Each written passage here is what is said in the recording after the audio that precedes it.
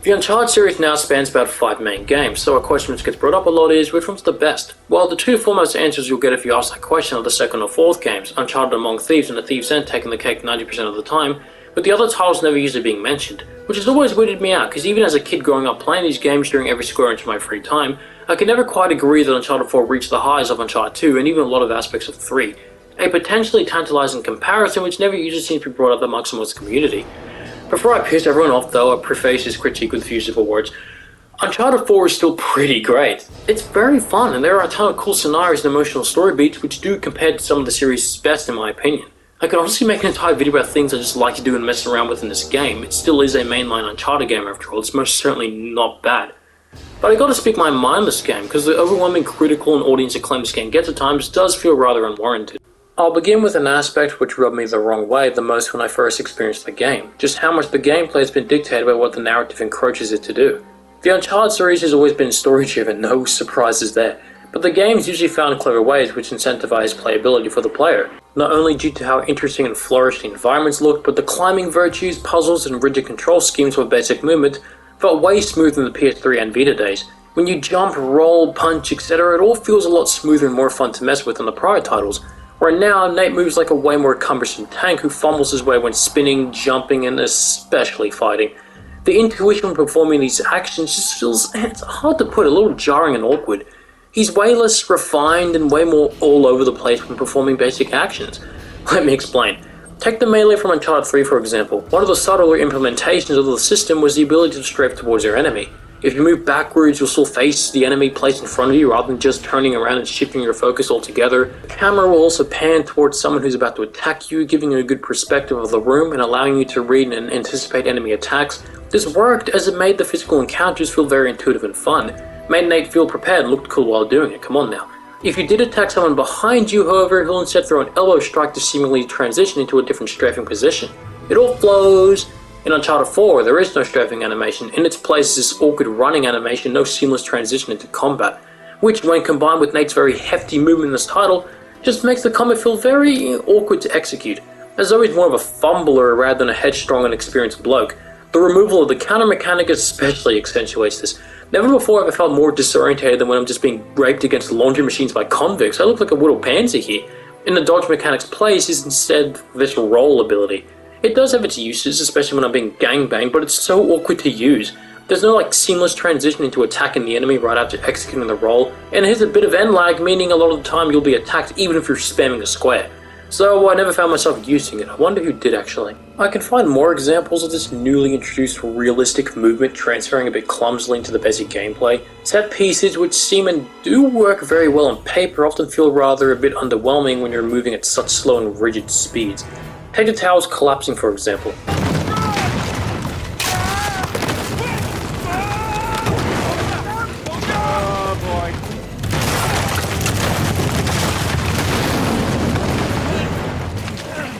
It just doesn't seem as cool and, climatic as it's clearly trying to be, especially compared to other set pieces in the prior games. On the note of set pieces too, they're a bit hit or miss in this game. They're one of the many things to look forward to in playing the prior titles. Going from a fairly slow and mellow shootout to a climatic, all-out, hectic situation was very satisfying. I think the set pieces can speak for themselves.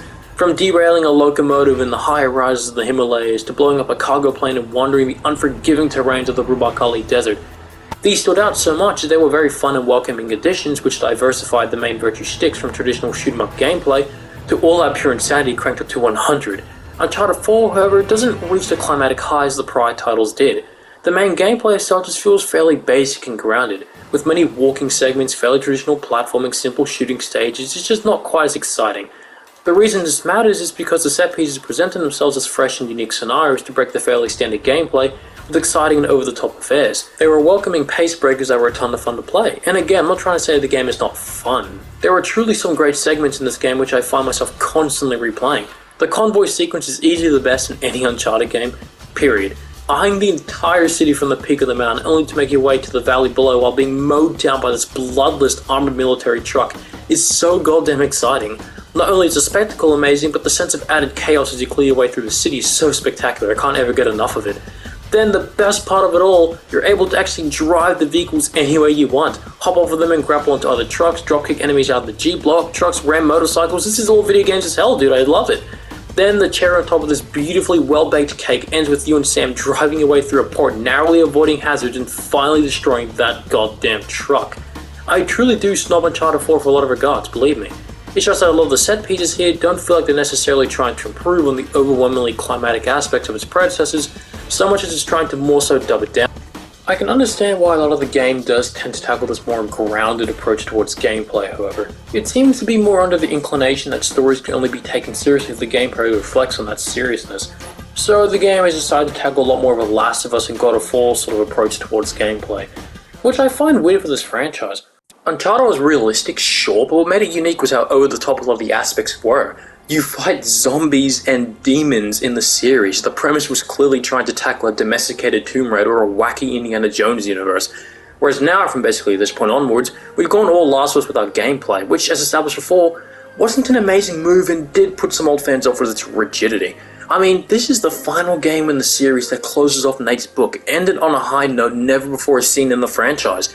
If Uncharted 4 perhaps thought that it couldn't quite reach the set-piece extravaganza of Uncharted 2 and especially 3, then I can understand why it wouldn't try to surpass them. It's just now everyone thinks of Uncharted as grounded and photorealistic, which as an old-time fan of the series, seeing these constant attempts to paint Uncharted as realistic, it can't help but to feel, a bit undermining and awkward.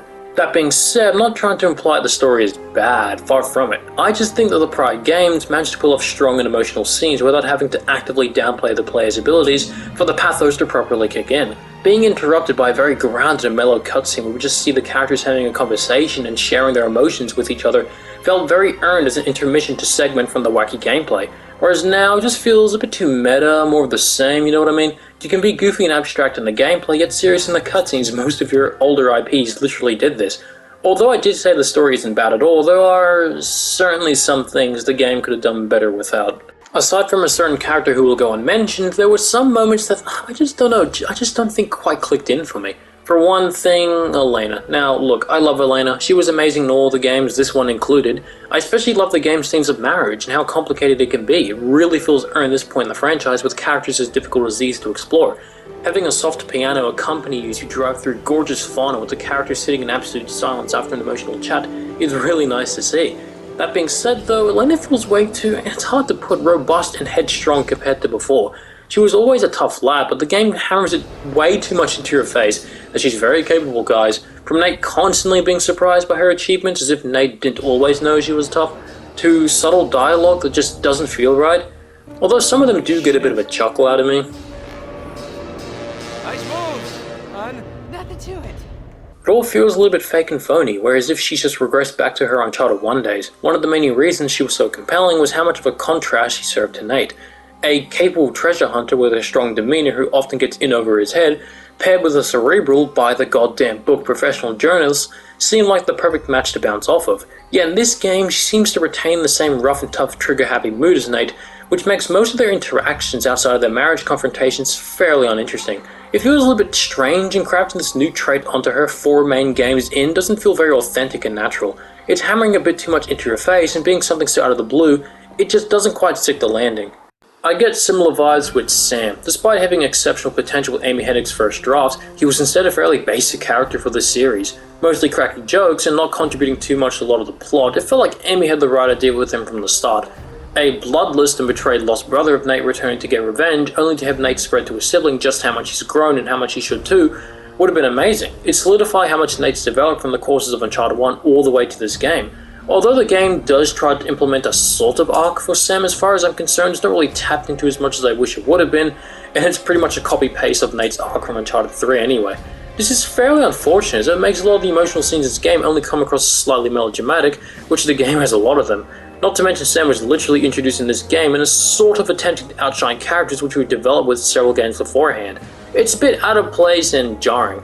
I mean, we get it, we all know a certain developer was ushered out of the studio when she was already months deep into development with the game, and instead supplanted by someone who opted to rewrite crucial aspects of the story, but all it accomplished was making not only the objectively worst character in Uncharted history by a long shot, but also going a long way of making characters like Sam and Elena feel cluttered and unfocused. But overall, it's still a very good time, and I do think the ending closes the book in this franchise rather perfectly, and some of the other issues are more so small-scale than minute. Better. Other issues with this game span to fairly small details which make messing with this game a bit less fun compared to the others. You can no longer wear skins from prior titles. You can only wear clothing which you wear at some point in the game. Although I love the idea of switching other characters' costumes, no donut drag, no prior game nade, no swimsuit, no skeletal, no nothing. Most of these skins are legit in the multiplayer, so why not just port them to the campaign? Even when they re-released Uncharted 4 and Lost Legacy to PC, they still didn't bother doing this. Instead, they legit just slightly improved the frame rate and got rid of the multiplayer and survival mode, so what's the point of even getting it? Yeah, I'll rant for another day. Shooting grenades out of enemies' hands now is near impossible. Due to the game implementing more realistic movement, the characters' animations have now been sped up substantially, to the point where it makes trying to time a successful shot on someone attempting to throw a grenade seem as possible as out-climbing Nate. It's quite annoying. You can no longer remotely rewatch cutscenes in the main menu, which makes the process of replaying cutscenes via having to play through the level itself feel a bit tedious, especially if the cutscene I'm trying to watch is placed at the end of a stage. It made recording footage for this video a tad bit annoying at times. I think this has to do with the way the cutscenes seemingly transition into gameplay once they conclude, making things a bit difficult to segment the cutscenes off as individual sequences, but in terms of recording footage or just trying to watch a cutscene that's really nice, it doesn't do the game any favors, and I'll never forgive them for cutting this.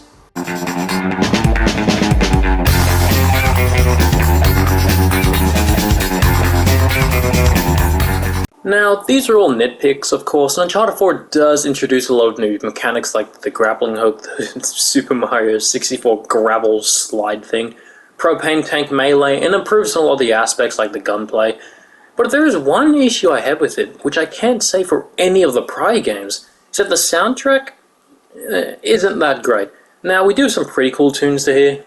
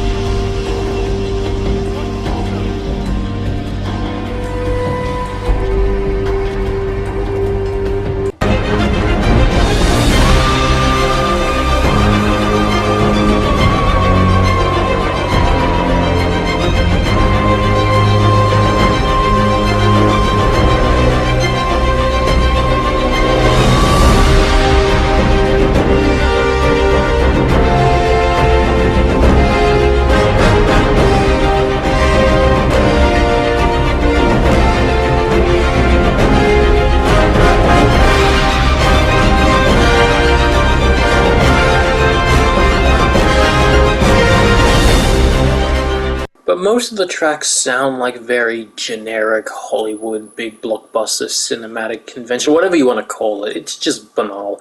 Some trumpets.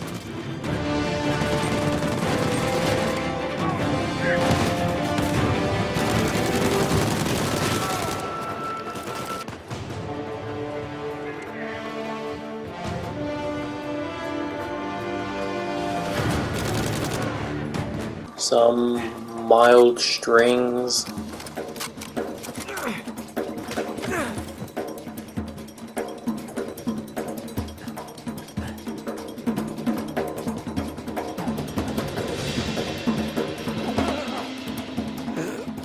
It's not that interesting. One of my personal favorite tracks, admittedly, is Atlantis Playlist, which plays in the background of when you explore Nathan's house.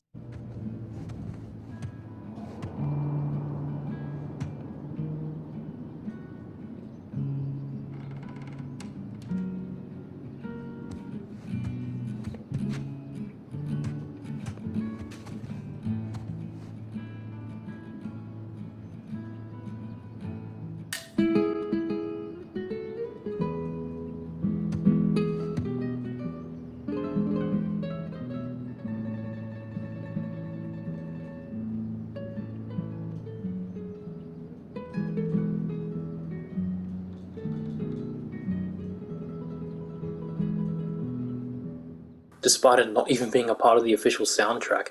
What made the prior games' soundtrack so goddamn investing and unique to listen to was that they capitalized on the cultures which their games centered around. We get a lot of the cool tunes which sounded very authentic and placed you into the environment which you were exploring, mostly because they'd used culturally traditional instruments, such as the soft and ethereal vibes of Uncharted 1.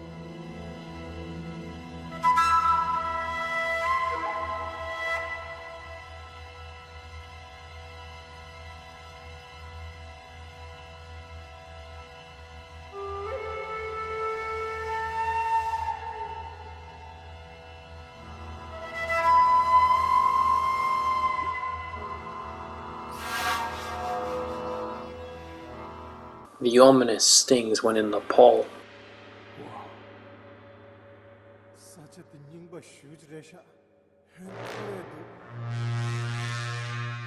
Why do you bet we need to get to that statue? Yeah.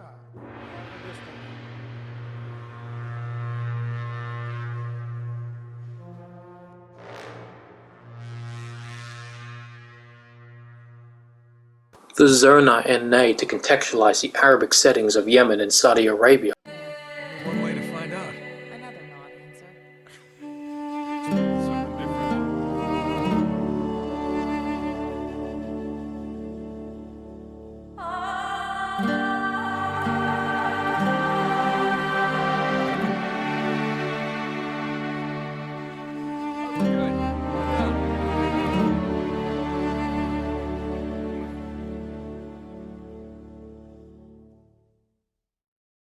They were beautiful to listen to.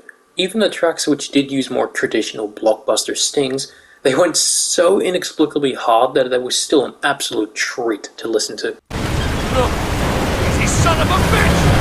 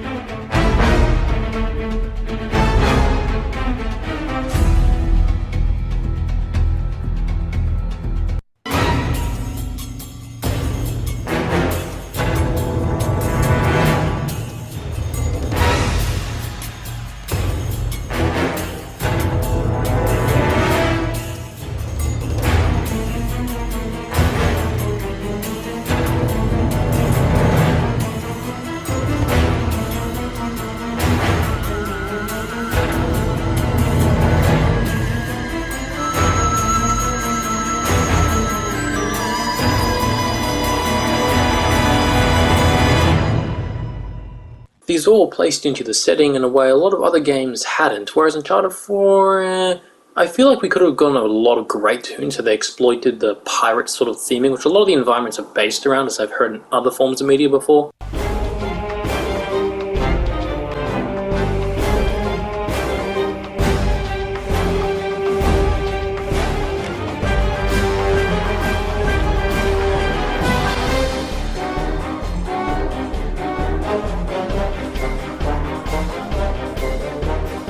Instead, most of the themes are produced with circumstantial appropriation at best. If it's a grass patch, the music will be mellow. If it's a cave system, it will be somewhat atmospheric. Nothing that, really gains your attention and gets you pumped, and I can't help but to feel a bit underwhelmed, especially coming off from just how nice the other games' soundtracks were. We don't even get, an updated theme for Nate in the title screen. Think about that for a sec. Every prior game opened with an eye-catching title screen and Nate's theme blaring in the background, with each updating and improving the tune to also symbolize the development of the company alongside the games.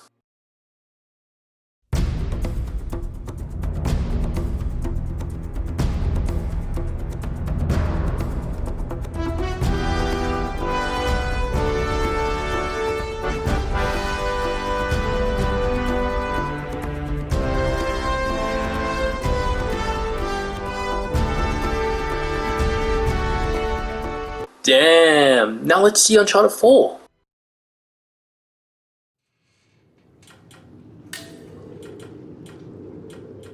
Oh, guess not. Now, there is a subtle modified version of Nate's theme in the credits.